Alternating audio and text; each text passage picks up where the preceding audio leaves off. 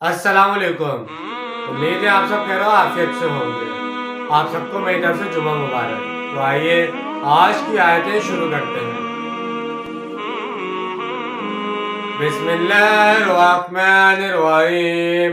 وَإِذْ أَخَذَ اللَّهُ مِيثَاقَ الَّذِينَ أُوتُوا الْكِتَابَ لَتُبَيِّنُنَّهُ لِلنَّاسِ وَلَا تَكْتُمُونَهُ فَنَبَذُوهُ وَرَاءَ ظُهُورِهِمْ وَاشْتَرَوْا بِهِ ثَمَنًا قَلِيلًا فَبِئْسَ مَا يَشْتَرُونَ۔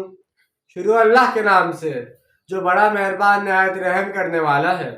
اور یاد کرو جب کہ اللہ نے ان لوگوں سے ایک قول و قرار لیا تھا جن کو کتاب دی گئی تھی کہ تم لازماً اسے لوگوں کے سامنے واضح کرو گے اور اسے چھپاؤ گے نہیں، تو انہوں نے اس عہد کو بس پشت پھینک دیا اور اس کی بڑی حقیر سی قیمت وصول کر لی تھی، تو بہت ہی بری شے ہے جو وہ اس کے بدلے میں حاصل کر رہے ہیں۔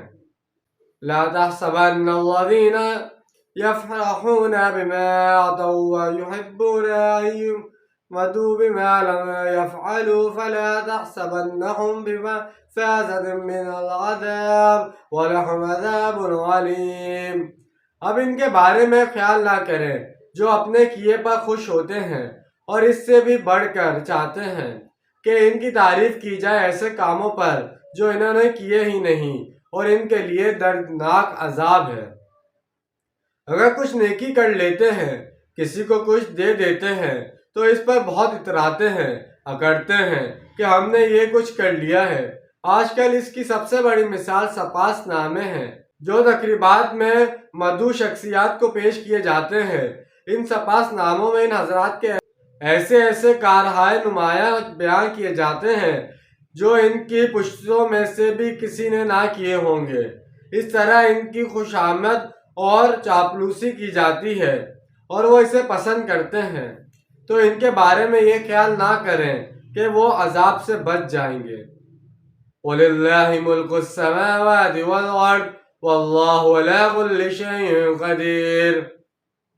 اور اللہ ہی کے لیے ہے آسمانوں اور زمین کی بادشاہی، اور اللہ ہر چیز پر قادر ہے۔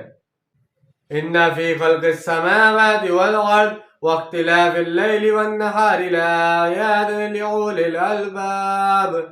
یقیناً آسمانوں اور زمین کی تخلیق میں اور رات اور دن کے الٹ پھیر میں ہوش مند لوگوں کے لیے نشانیاں ہیں۔ سورہ عمران کا آخری رکوع قرآن مجید کے عظیم ترین مقامات میں سے ہے۔ اس کی پہلی 6 آیات کے بارے میں روایت آتی ہے کہ جس شب میں یہ نازل ہوئی تو پوری رات حضور صلی اللہ علیہ وسلم پر رخت طاری رہی، اور آپ صلی اللہ علیہ وسلم کھڑے بیٹھے لیٹے ہوئے روتے رہے۔ نماز تہجد کے دوران بھی آپ صلی اللہ علیہ وسلم پر رخت طاری رہی۔